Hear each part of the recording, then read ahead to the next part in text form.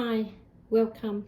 Today we are looking at the parable in the book of Matthew, chapter 25, the parable of the talents. We shall look at the fulfillment of this parable, that is the meaning behind the parable. But first we are going to read it.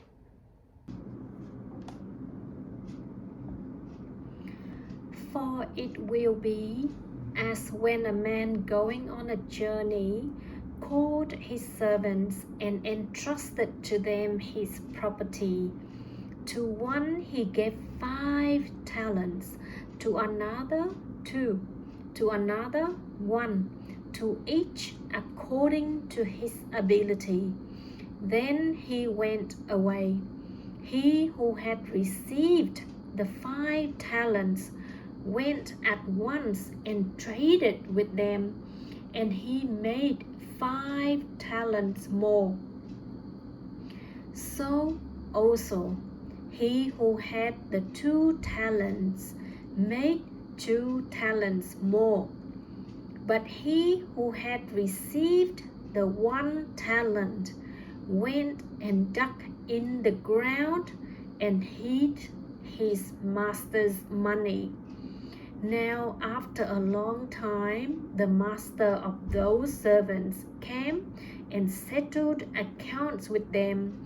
And he who had received the 5 talents came forward, bringing 5 talents more, saying, Master, you delivered to me 5 talents. Here I have made 5 talents more. His master said to him, Well done, good and faithful servant. You have been faithful over a little. I will set you over much. Enter into the joy of your master. And he also who had the 2 talents came forward, saying, Master, you delivered to me 2 talents. Here I have made 2 talents more. His master said to him, Well done, good and faithful servant. You have been faithful over a little. I will set you over much. Enter into the joy of your master. He also who had received the 1 talent came forward, saying, Master, I knew you to be a hard man, reaping where you did not sow, and gathering where you did not winnow. So I was afraid, and I went and hid your talent in the ground. Here you have what is yours. But his master answered him, You wicked and slothful servant, you knew that I reap where I have not sowed, and gather where I have not winnowed. Then you ought to have invested my money with the bankers, and at my coming I should have received what was my own with interest. So take the talent from him and give it to him who has the 10 talents. For to everyone who has will more be given, and he will have abundance. But from him who has not, even what he has will be taken away. And cast the worthless servant into the outer darkness, where there will be weeping and gnashing of teeth.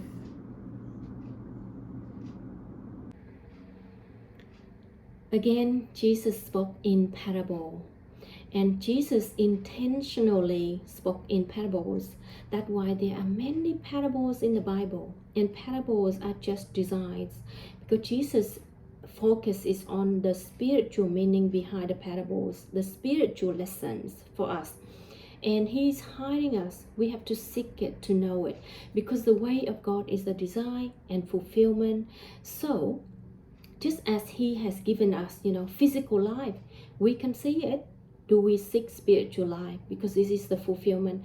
So Jesus give us a parable. Do we seek the meaning behind this parable? The parable of the talents.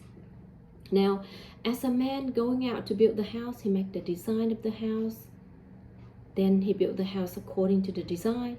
When the house is completed, is the fulfillment of that design. So now Jesus given us this parable, and it's similar to the parable of the 10 pounds. And these two parables are, similar in teaching us a lesson. The lesson for the parable today is that we are meant to store up treasure in heaven, as Jesus teaching us. We are meant to multiply. We are meant to enrich our spiritual bodies, and we are meant to be, co-heirs with Christ. That is to have more and more of the Spirit of God. And first, we have to look at the parable of the sower. This parable Jesus has already explained to us the meaning behind. And so the parable of the sower is, the more you understand and the more you obey the word of God, the more you reap. So you could be having 100-fold. You could be having less, 30-fold or 60-fold or whatever. But if you are understanding the Bible to the full, if you are obeying the Bible to the full, you are reaping a lot. And what does the Bible teaching us in general? So obeying is, God said to us that we have to fast. So, Jesus said, when you fast, anoint your head, wash your face. So if we obeying the Bible, we have to fast. And I am trying my very best to that, because it's very hard for me. I love food, I love protein, but just once per week I do one day where I don't eat meat, no fish, no seafood, more like a vegan. And sometimes trying to cut out fruit as well, but fruit is so good and it's very hard, but I'm practicing and trying. So I'm trying, even though I find it hard, even though I don't quite get it. I said, God, you give us food, it's so good, can't we just eat it all the time? But He teaching us, so we have to obey. Now He teaching us the Good Samaritan parable. So we have to be compassionate to others. And we human are made of two aspects, spiritual, physical. So trying to be compassionate physically, spiritually.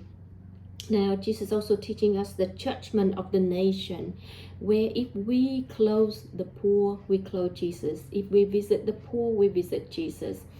If we feed the hungry, we feed Jesus. And so that's what we need to also do. And Jesus teaching us to love, even love our enemy. So we have to obey that. And so if you look at Jesus Himself, He is Son of God. Obey God the Father. Now He come to obey God, to reverse the disobedience of Adam.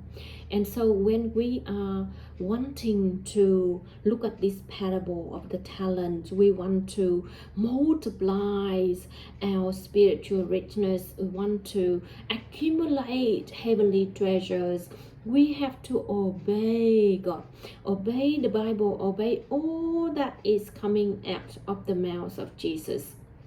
And so let me again share with you this verse, 1 Corinthians chapter 15. There are celestial bodies and there are terrestrial bodies, but the glory of the celestial is one and the glory of the terrestrial is another. There is one glory of the sun, another glory of the moon, and another glory of the stars, for star differs from star in glory. So we can see that there are the glory of the star, the glory of the moon, glory of the sun, and these are the Spirit of God. They are ever living, ever living, ever living.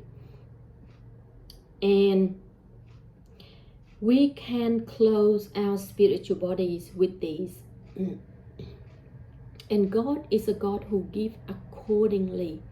So not so much measuring on our physical ability like our intelligence, measuring inside, measuring love, measuring compassion. So we want to reap as much as we can. We want to accumulate as much as we can. Like in this parable, some people accumulate and multiply a lot. Some people a bit less, some people less, and the one who is least, not doing anything at all, was taken away. And so we have to learn from this parable. Now, there are also the aspect of our spiritual body is this, like you have a spiritual house and you have also a spiritual mailbox. Now, the spiritual house is built by Christ. It's the works of Christ. It's the salvation works. And that is Christ's works over here as a design, the fulfillments, the sacraments, which are done by the apostle. For example, when Jesus was on earth here, his apostle baptized him. Now we can see that the Bible said Jesus didn't baptize, although his apostle. So the baptism that people received then when Jesus was present was the works of Christ, were just performed by the apostle. Now Jesus told his apostle, right, to forgive sin. Jesus said, receive the Holy Spirit. Whose sin you forgive will be forgiven. Whose sin you retain will be retained. So intentionally, by giving the Spirit, Jesus won immediately for the apostle. First and foremost, and the most important, is to forgive sin. So even though the apostle are forgiving sin, it is the works of Jesus. It's his work of salvation. And it's important to, to get that. Even though I just confess to Jesus directly, I prefer that, but the way of God is different, because God think of us as human, and human aspect is always physical, spiritual, and Jesus want to have that. And that's why Jesus used water for baptism, because it's got to have some physical aspect to a spiritual aspect. Now, again, Jesus is the bread of life, and Jesus said that I am the bread of life in John chapter 6. And at the Passover, the last Passover, Jesus took bread and Jesus said, this is my body, take and eat.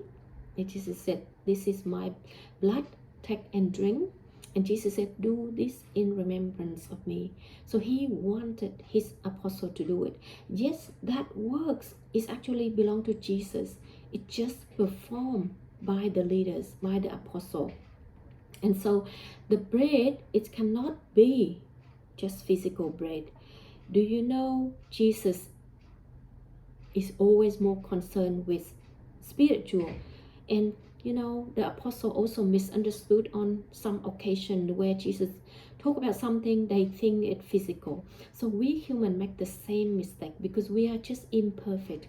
When God talk, we need to think, we need to meditate, we need to be careful, because in the design, God already given the manna. And also in the design, you can see that in the holy place, there's always bread. Because in the design, God intentionally give manna, because for the fulfillment, Jesus Christ is the bread of life, and his body is the bread of life. And his body is including all the human beings who are spiritually alive, is part of that body. Why? Because creation will create through Jesus, for Jesus, and in Jesus. It's a very important concept about Jesus we must understand, and that's why Jesus came to us certain amount of years and done some works, but his works has fulfillment because creation will create through him, for him, and in him. So he borrowed the apostle to do his works. The apostle baptized, but that baptism is a fire of spirit, and it belonged to Jesus. So the apostle forgives sin, also that works belong to Jesus. The apostle do the breaking of bread, is also the works of Jesus, and it cannot be just physical bread, supernatural, because of the manna here is the design, the fulfillment. Jesus Christ is supernatural bread. Now, and then we have another aspect, that is our spiritual mailboxes. So it's also in the Bible, that is when Jesus died on the cross, the curtain of the temple was torn into. Now, in the Old Testament, only certain or authorized people can go into the Holy of the Holies. Like Zechariah, he went in there. But in the fulfillment time, God is so generous and kind. God wants everybody to enter. That means God wants everybody to have a relationship with Him. And so if you want to get the fullness of the fulfillment, you should have a spiritual mailbox. You should have a spiritual house. And these two sort of go together, and it's part of your body, and that is the glory of the star, the glory of moon, and the glory of the sun. You can, get all three for both, for the spiritual mailbox, for the spiritual house. Now, everybody can have a relationship with God, and your relationship with God is your spiritual mailbox, and it's part of your spiritual body. It's inside your physical body, is your spiritual body, and it's made of the same thing, the glory of the star, moon, and sun. And so in order for you to get both and to get the fullness of this parable of the talents, you need to get both. You need to get spiritual richness, this glory of the star, the glory of the moon, the glory of the sun, for your spiritual house and for your spiritual mailbox. So your relationship with God is totally yours, totally belong to me. I build it. No one need to be involved. You build it with God. You build it with Jesus.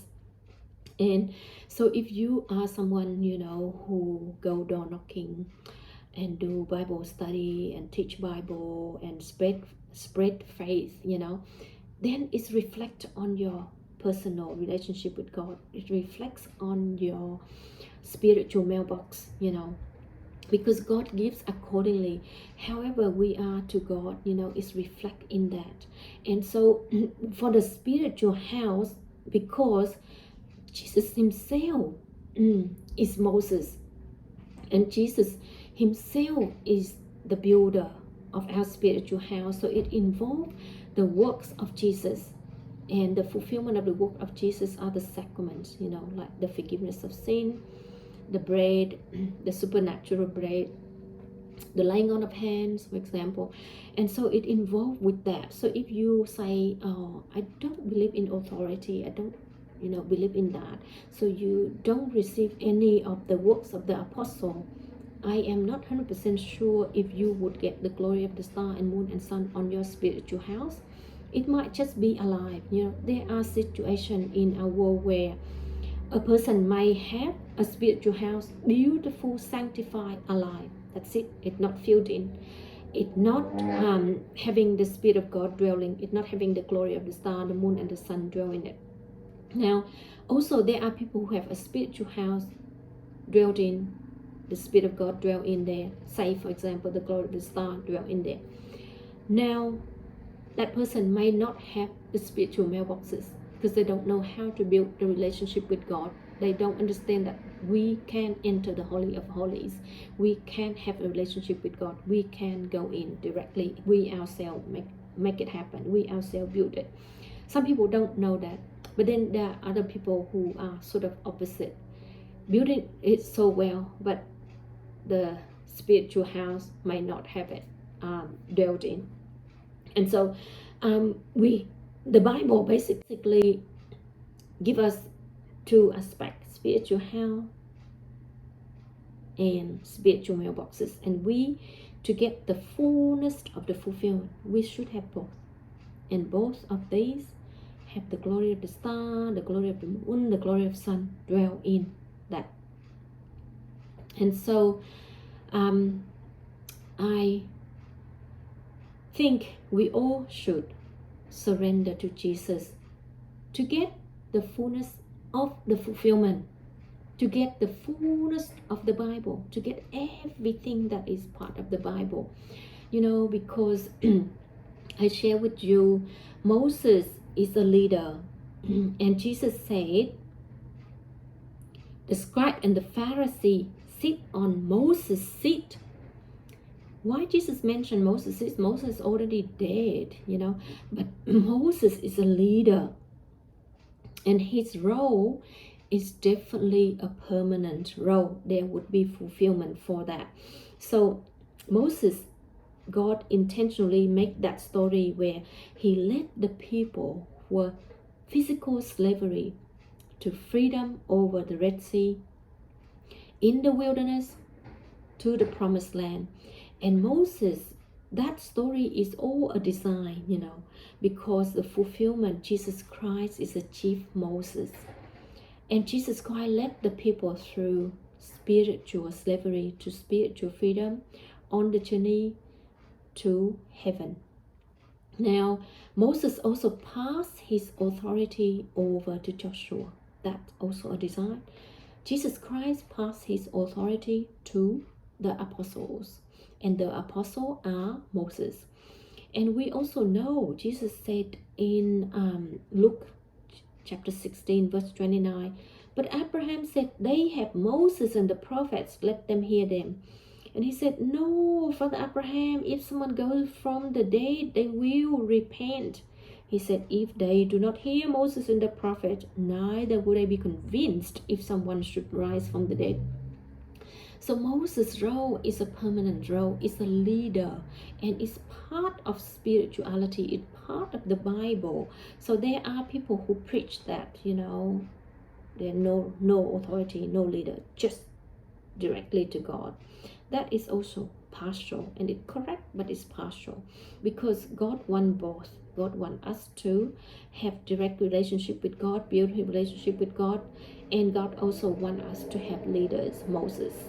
And Moses have helpers, and so just touching a little bit on,